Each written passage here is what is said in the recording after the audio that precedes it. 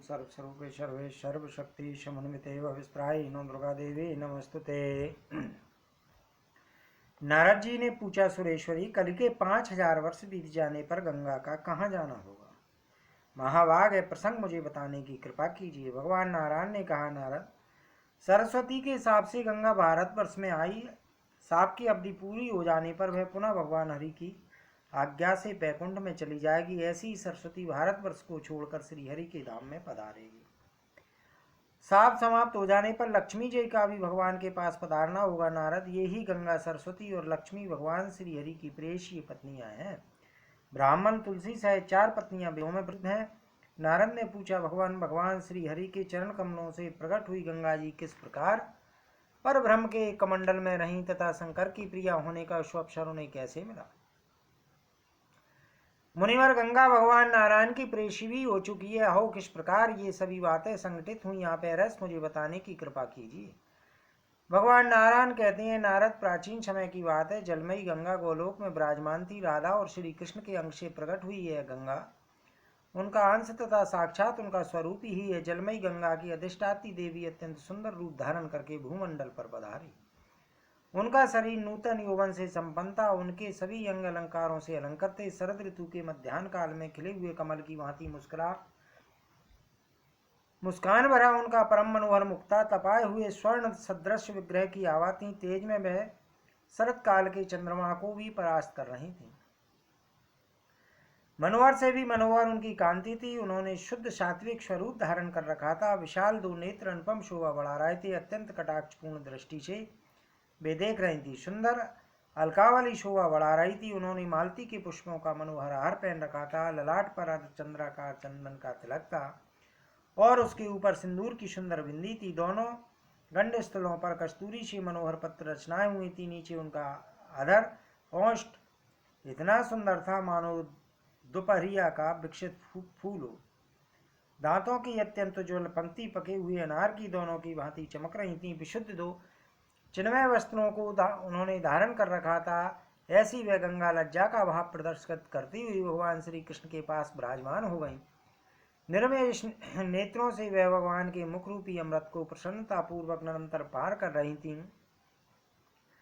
उनका मुखमंडल प्रसन्नता से खिल रहा था। भगवान श्री कृष्ण के रूप ने उन्हें चेतना रहित तथा अत्यंत पुलकायमान बना दिया था।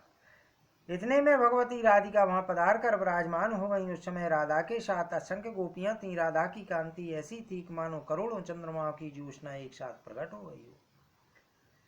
वे उस समय क्रोध की लीला करना चाहती थी, अतः उनकी आंखें लाल कमल की तुलना करने लगी। उनका वर्ण पीले चंपक की तुलना कर रहा था तथा उनकी चाल ऐसी थी कि मानो मत वाला गजराज हो। अमूल रत्नों से बने हुए नाना प्रकार के आभूषण उनके श्री विग्रह की शोभा बढ़ा रहे थे।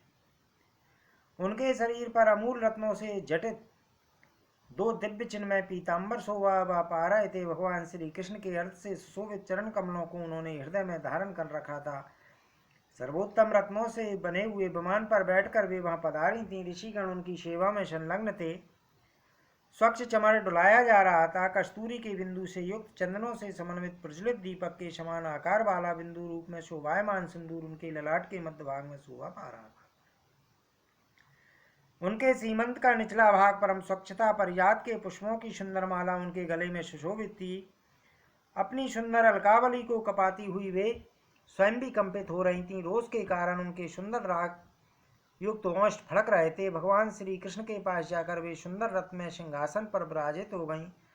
उनको पधारे देखकर भगवान श्री कृष्ण उठ गए और कुछ हंसकर आश्चर्य प्रकट करते हुए मधुर वचनों में उनसे बातचीत करने लगे। उस समय गोपी के भय की सीमा नहीं रही। नम्रता के कारण कंधे झुकाकर उन्होंने भगवती राधिका को प्रणाम किया और वे उनकी स्तुति करने लगे। पर ब्रह्म श्री कृष्ण ने भी राधिका की स्तुति की। गंगा भी तुरंत उठ गई और उन्होंने राधा का स्तवन किया। उनके हृदय में भय छा गया था। अत्यंत विनय प्रकट करते हुए उन्होंने राधा से कुशल पूछी। वे डरकर नीचे खड़े हो गईं। ध्यानपूर्वक भगवान श्री कृष्ण के चरण कमल की शरण ही उनके लिए एकमात्र आधार थी।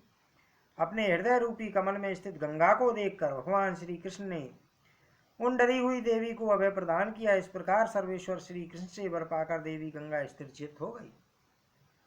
अब गंगा ने देखा देवी राधिका ऊंचे सिंहासन पर बैठी, उनका रूप परम मनोहर है, वे देखने में बड़ी सुखप्रद है, ब्रह्म तेज से उनका श्री विग्रह प्रकाशमान हो रहा है। वे सनातनी देवी सृष्टि के आदि में असंख्य ब्रह्माओं को रचती हैं, उनकी अवस्था सदा 12 वर्ष की रहती है, अभिनव यौवन से उनका विग्रह परम शोभा पाता है, अखिल विश्व में उनके सदृश रूपवती और गुणवती कोई भी नहीं है। वे परम शांत कमनीय अनंत परम साध्वी तथा आदि अनंत रहित हैं, उन्हें शुभा सुभद्रा और सुभगा कहा जाता है, अपने स्वामी के सौभाग्य से सदा संपन्न रहती हैं। संपूर्ण स्त्रियों में वे श्रेष्ठ हैं तथा परम सौंदर्य से सुशोभित है, उन्हें भगवान श्री कृष्ण की अर्धांगिनी कहा जाता है। तेज अवस्था और प्रकाश में वे भगवान श्री कृष्ण के ही समान है। लक्ष्मीपति भगवान विष्णु ने लक्ष्मी को साथ लेकर उन महालक्ष्मी की उपासना की है। परमात्मा श्री कृष्ण की समुज्ज्वल सभा को एक अपनी कांति से सदा आच्छादित करती है। सखियों का अब दिया हुआ दुर्लभ पान उनके मुख में शोभा पा रहा है।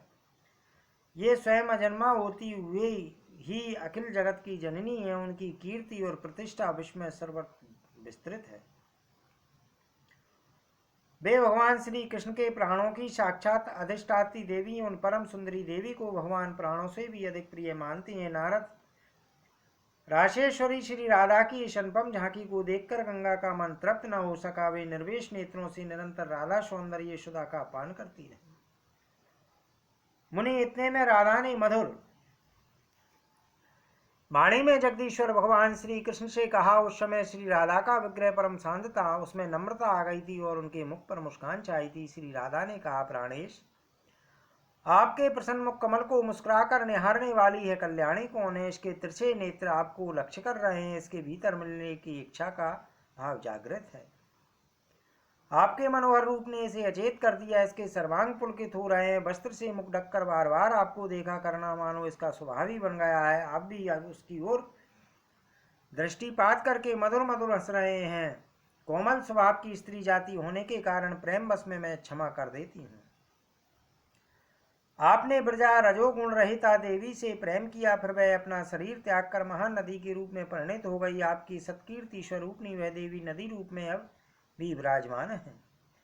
आपके ओर से उससे समय अनुसार 7 समुद्र उत्पन्न हो गए। प्राणनाथ, आपने शोभा से प्रेम किया, वह भी शरीर त्याग कर चंद्रमंडल पर चली गई। तदंतर उसका शरीर परम स्निग्ध तेज बन गया। आपने उस तेज को टुकड़े टुकड़े करके वितरण कर दिया। रत्न सुवर्ण श्रेष्ठ मणि, स्त्रियों के मुक्कमल राजा, पुष्पों की कलियां, पके हुए फल, लहलाती खेतियां, राजाओं के सजे धजे महल, नवीन पात्र और दूध, ये सब आपके द्वारा उस शोभा के कुछ कुछ भाग पा गए। मैंने आपको प्रभा के साथ प्रेम करते देखा। वह भी शरीर त्याग कर सूर्य मंडल में प्रवेश कर गई। उस समय उसका शरीर अत्यंत तेजो में बन गया था। उस तेजोमयी प्रभा को आपने विभाजन करके जगह जगह बांट दिया। श्री कृष्ण आपकी आंखों से दूर हुई प्रभा अग्नि, यक्ष, नरेश, देवता, वैष्णव जन, नाग, ब्राह्मण, मुनि, तपस्वी, सौभाग्यवती स्त्री तथा यशस्वी पुरुष, इन सबको थोड़े थोड़े स्वरूपों में प्राप्त हुई है। एक बार मैंने आपको शांति नामक गोपी के साथ रासमंडल में प्रेम करते देखा था। प्रभु, वह शांति भी अपने उस शरीर को छोड़कर आप में लीन हो गई। उस समय आपका शरीर उत्तम गुण में रूप में परिणित हो गया। तदंतर आपने उसको विभाजित करके विश्व में बांट दिया। प्रभु, उसका कुछ अंश मुझ राधा में, कुछ इस निकुंज में और कुछ ब्राह्मण में प्राप्त हुआ। विभो, फिर आपने उसका कुछ भाग शुद्ध सत्व स्वरूपा लक्ष्मी को, कुछ अपने मंत्र के उपासकों को, कुछ देश भक्तों, देवी भक्तों को, कुछ तपस्वियों को, कुछ धर्म को और कुछ धर्मात्मा पुरुषों को सौंप दिया। पूर्व समय की बात है। क्षमा के साथ आप मुझे प्रेम करते दृष्टिगोचर हुए थे। उस समय क्षमा अपना वह शरीर त्याग कर पृथ्वी पर चली गई। तदंतर उसका शरीर उत्तम गुण के रूप में परिणित हो गया था।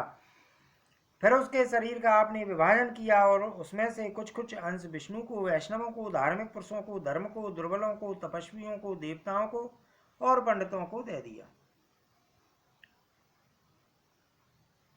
प्रभु, इतनी सब बातें तो मैं सुना चुकी। आपके ऐसे ऐसे बहुत से गुण हैं। आप सदा ही उच्च सुंदर देवियों से प्रेम किया करते हैं।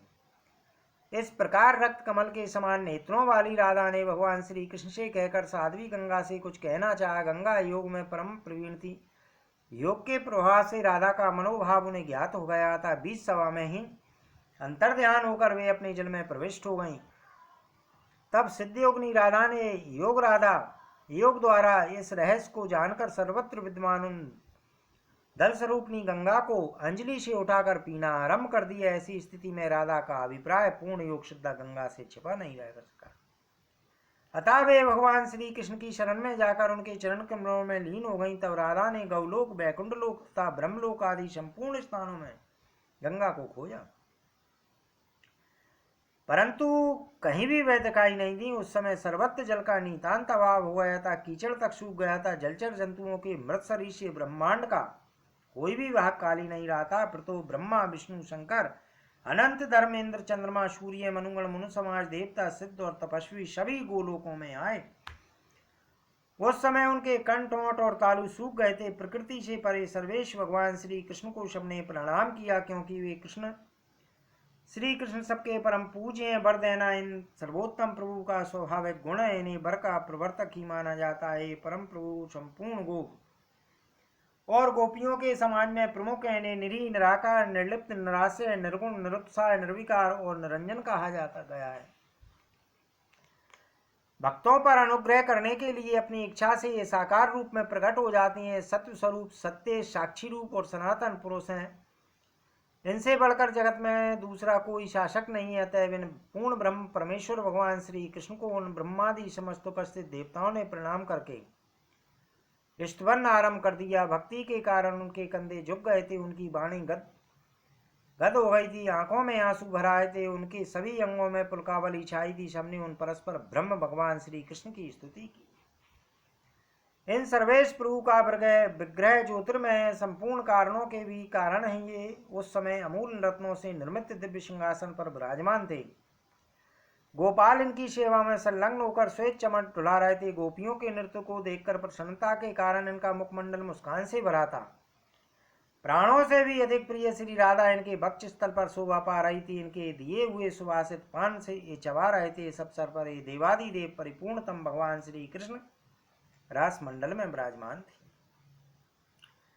वहीं मुनियों, मनुष्यों, सिद्धों और तपस्वियों ने तप के प्रभाव से इनके दिव्य दर्शन प्राप्त किए। दिव्य दर्शन से सबके मन में अपार हर्ष हुआ, साथ ही आश्चर्य की सीमा भी न रही। सभी परस्पर एक दूसरे को देखने लगे। तत्पश्चात उन समस्त सज्जनों ने अपना अभिष्ट अभिप्राय जगत प्रभु चतुरानन ब्रह्मा से निवेदित किया। ब्रह्मा जी उनकी प्रार्थना सुनकर विष्णु को दाहिने ओर, महादेव को बाएं करके भगवान श्री कृष्ण के निकट पहुंचे। उस समय परम आनंद स्वरूप श्री कृष्ण और परम आनंद स्वरूपनी श्री राधा साथ विराजमान थी। उसी समय ब्रह्मा ने रास मंडल को केवल श्री कृष्ण में देखा। सबकी वेशभूषा एक समान थी, सभी एक जैसे आसनों पर बैठे थे। द्विभुज श्री कृष्ण के रूप में परिणित सभी ने हाथों में मुरली ले रखी थी। वनमाला सबकी छवि बढ़ा रही थी। सबके मुकुट में मोर के पंख थे। कौस्तुभ मणि से वे सभी परम सुशोभित थे। गुणभूषण, रूप, तेज, अवस्था और प्रभा से संपन्न उन सबका अत्यंत कमनीय विग्रह, परम शांतता, सभी परिपूर्ण तम थे और सब में सभी शक्तियां सन्निहित थीं। उन्हें देखकर कौन सेवक है और कौन से इस बात का निर्णय करने में ब्रह्मा सफल नहीं हो सके। क्षण भर में ही भगवान श्री कृष्ण तेज स्वरूप हो जाते और तुरंत आसन पर बैठे हुए भी दिखाई पड़ने लगते। एक ही क्षण में उनके दो रूप निराकार और साकार ब्रह्मा को दृष्टिगोचर हुए। फिर एक ही क्षण में ब्रह्मा जी ने देखा कि भगवान श्री कृष्ण अकेले हैं। उसके बाद तुरंत ही झट उन्हें राधा और कृष्ण प्रत्येक आसन पर बैठे दिख पड़े। फिर क्या देखते हैं कि भगवान श्री कृष्ण ने भगवान राधा का रूप धारण कर लिया है और राधा ने श्री कृष्ण का रूप धारण कर लिया है। कौन स्त्री के वेश में और कौन पुरुष के वेश में, विधाता इस रहस्य को समझ न सके। तब ब्रह्मा जी ने अपने हृदय रूपी कमल पर विराजमान भगवान श्री कृष्ण का ध्यान किया। ध्यान तक्षु से भगवान दिख गए था। अनेक प्रकार से परिहार करते हुए भक्ति पूर्वक उनकी स्तुति की। तत्पश्चात भगवान की आज्ञा से उन्होंने अपनी आंखें मूंदनी। फिर देखा तो श्री राधा को वक्ष स्थल पर बैठाए हुए भगवान श्री कृष्ण आसन पर अकेले ही विराजमान है। इन्हें पार्षदों ने घेर रखा है। झुंड की झुंड गोपियां इनकी शोभा बढ़ा रही हैं। फिर उन ब्रह्म प्रभूति प्रधान देवताओं ने परम प्रभु भगवान का दर्शन करके प्रणाम किया और स्तुति भी की। तब जो सबके आत्मा, सब कुछ जानने में कुशल, सबके शासक तथा सर्वभावन है, उन लक्ष्मीपति पर ब्रह्म भगवान श्री कृष्ण ने उपस्थित देवताओं का अभिप्राय समझकर उनसे कहा, भगवान श्री कृष्ण बोले, ब्राह्मण आपकी कुशल हो, यहाँ आइए। मैं समझ गया आप सभी महानुभाव गंगा को ले जाने के लिए यहाँ पधारे हैं, परंतु इस समय यह गंगा शरणार्थी बनकर मेरे चरण कमलों में छिपी है, कारण वह मेरे पास बैठी थी। राधा जी उसे देखकर पी जाने के लिए उद्यत हो गई। तब वह चरणों में आकर ठहर गई। मैं आप लोगों को उसे सहर्ष दे दूंगा, परंतु आप पहले इसको निर्भय बनाने का प्रयत्न करें। नारद, भगवान श्री कृष्ण की यह बात सुनकर कमलोद्धव ब्रह्मा का मुख मुस्कान से भर गया। फिर तो वे संपूर्ण देवता जो सबकी आराध्या तथा भगवान श्री कृष्ण से भी सुपूजता थी, उन भगवती राधा की स्तुति करने में संलग्न हो गए। भक्ति के कारण अत्यंत विनीत होकर ब्रह्मा जी ने अपने चारों मुखों से राधा जी की स्तुति की। चारों वेदों के प्रणेता चतुरानंद ब्रह्मा ने और भगवती राधा का इस प्रकार स्तवन किया। ब्रह्मा जी बोले, देवी हे गंगा, आपके तथा भगवान श्री कृष्ण के अंग से ही समुत्पन्न है।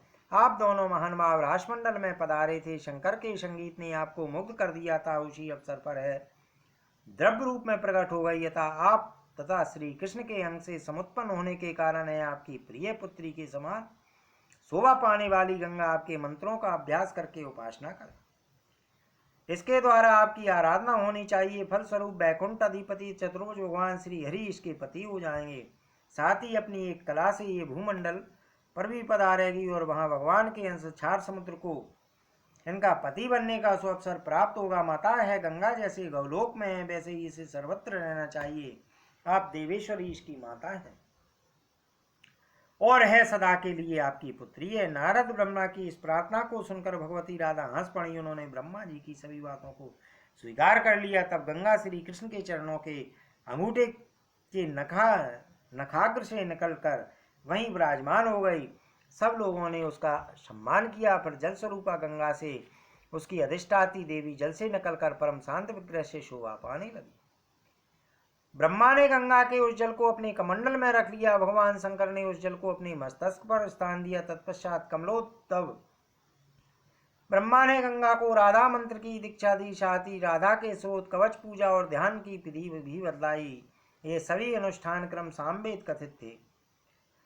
गंगा ने इन नियमों के द्वारा राधा की पूजा करके वैकुंठ के लिए प्रस्थान किया। मुने लक्ष्मी, सरस्वती, गंगा और विश्व पावनी तुलसी, ये चारों देवियां भगवान नारायण की ही पत्नियां हैं। तत्पश्चात परमात्मा भगवान श्री कृष्ण से हंसकर ब्रह्मा को दुर्बोध एवं अपरिचित सामयिक बातें बतलाई। भगवान श्री कृष्ण ने कहा, ब्राह्मण तुम गंगा को स्वीकार करो। विष्णु महेश्वर विधाता, मैं समय की स्थिति का परिचय कराता हूँ। आपको ध्यान देकर सुनना चाहिए। तुम लोग तथा अन्य जो देवता मुनिगण, मनु, सिद्ध और यशस्वी यहाँ आए हुए हैं, इन्हीं को जीवित समझना चाहिए, क्योंकि गोलोक में काल के चक्र का प्रभाव नहीं पड़ता। इस समय कल्प समाप्त होने के कारण सारा विश्व जलार्पण में डूब गया है। विविध ब्रह्मांडों में रहने वाले जो ब्रह्मा आदि प्रधान देवता हैं, वे इस समय मुझ में विलीन हो गए हैं। ब्राह्मण केवल वैकुंठ को छोड़कर और सबका सब जलमग्न है। तुम जाकर पुनः ब्रह्मलोक की सृष्टि करो। अपने ब्रह्मांड की भी रचना करना आवश्यक है। इसके पश्चात गंगा वहां आएगी। इसी प्रकार मैं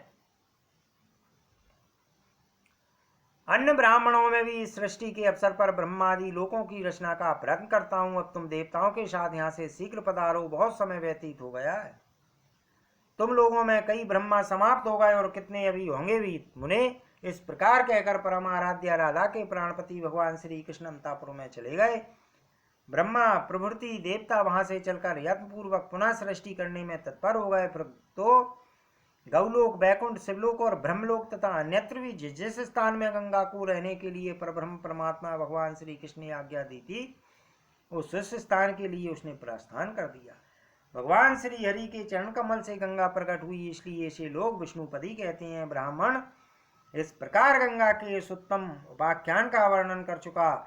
इस सारगर्भित प्रसंग से सुख और मोक्ष सुलभ हो जाते हैं। अब पुनः तुम्हें क्या सुनने की इच्छा है? नारद ने कहा, भगवान लक्ष्मी, सरस्वती, गंगा और जगत को पावन करने वाली तुलसी, ये चारों देवियां भगवान नारायण की ही प्रिया हैं।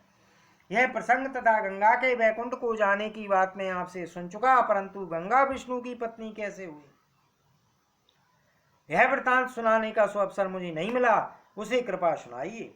भगवान नारायण बोले, नारद, जब गंगा वैकुंठ में चली गई तब थोड़ी देर के बाद जगत की व्यवस्था करने वाले ब्रह्मा भी उसके साथ ही वैकुंठ पहुंचे और जगत प्रभु भगवान श्री हरि को प्रणाम करके कहने लगे। ब्रह्मा जी ने कहा, भगवान श्री राधा और श्री कृष्ण के अंग से प्रकट हुई ब्रह्म द्रव्य रूपणी गंगा इस समय एक सुशील देवी के रूप में विराजमान है। दिव्य यौवन से संपन्न होने के कारण उसका शरीर परम मनोहर जान पड़ता है। शुद्ध एवं सत्य स्वरूपनी उस देवी में क्रोध और अहंकार लेस मात्र के लिए भी नहीं है। श्री कृष्ण के अंग से प्रकट हुई वह गंगा उन्हें छोड़ किसी दूसरे को पति नहीं बनाना चाहती, किंतु परम तेजस्विनी राधा ऐसा नहीं चाहती। वह माननी राधा इस गंगा को पी जाना चाहती थी, परंतु बड़ी बुद्धिमानी के साथ वह परमात्मा श्री कृष्ण के चरण कमलों में प्रविष्ट हो गई। इसी से रक्षा हुई। उस समय पर सर्वत्र सूखे हुए ब्राह्मण गौलोक को देखकर मैं गौलोक में गया। सर्व अंतर्यामी भगवान श्री कृष्ण संपूर्ण वृत्तांत जानने के लिए वहां विराजमान थे। उन्होंने सबका अभिप्राय समझकर अपने चरण कमल के नखाग्र से इसे बाहर निकाल दिया। तब मैंने इसे राधा की पूजा के मंत्र याद कराए, इसके जल के ब्रह्मांड को पूर्ण कराया। तदंतर राधा और श्री कृष्ण के चरणों में मस्तक झुकाकर इसे साथ लेकर यहाँ चला आया। प्रभु, आपसे मेरी प्रार्थना है कि सुरेश्वरी गंगा को आप अपनी पत्नी बना लीजिए। देवेश, अब पुरुषों में रत्न है, इस साध्वी देवी को स्त्रियों में रत्न माना जाता है, जिनमें सत्य असत्य का पूर्ण ज्ञान है। ये वे पंडित पुरुष भी इस प्रकृति का अपमान नहीं करते। सभी पुरुष प्रकृति से उत्पन्न हुए हैं और स्त्रियां भी उसी की कलाएं हैं। केवल आप भगवान श्री हरि ही उस प्रकृति से परे निर्गुण प्रभु हैं। परिपूर्णतम श्री कृष्ण स्वयं दो भागों में विभक्त हुए। आधे से तो दो भुजाधारी श्री कृष्ण बन रहे और उनका आधा अंग आप चतुर्भुज श्री हरि के रूप में प्रकट हो गया। इसी प्रकार भगवान श्री कृष्ण के वामांग से आविर्भूत श्री राधा भी दो रूपों में परिणित हुई। दाहिने अंश से तो वे स्वयं रही और उनके वामान से लक्ष्मी का परागट हुआ है। अतएव है गंगा, आप कोई वर्ण करना चाहती है, क्योंकि आपके श्री विग्रह से ही यह प्रकट है। प्रकृति और पुरुष की भांति स्त्री पुरुष दोनों एक ही अंग है। मुनि, इस प्रकार कहकर महाभाग ब्रह्मा ने भगवान श्री हरि के पास गंगा को बैठा दिया और वे वहां से चल पड़े। फिर तो स्वयं श्री हरि ने विवाह के नियम अनुसार गंगा के पुष्प एवं चंदन से चर्चित कर कमल को ग्रहण कर लिया और वे उसके प्रियतम पति बन गए। जो गंगा पृथ्वी पर पधार चुकी थी वह भी समय अनुसार अपने उस स्थान पर पुनः आ गई। यों भगवान के चरण कमल से प्रकट होने के कारण इस गंगा को विष्णुपदी नाम से प्रसिद्धि हुई। गंगा के प्रति सरस्वती के मन में जो डाह था वह निरंतर बना रहा। गंगा सरस्वती से कुछ द्वेष नहीं रखती थी। अंत में ऊब कर विष्णु प्रिया गंगा ने सरस्वती को भारतवर्ष में जाने का शाप दे दिया था। मुनि, उस प्रकार लक्ष्मीपति भगवान श्री हरि की गंगा सहित 3 पत्नियां हैं। बाद में तुलसी को भी प्रिय पत्नी बनने का सौभाग्य प्राप्त हो गया। अतः तुलसी सहित 4 प्रियसी पत्नियां कही गई हैं।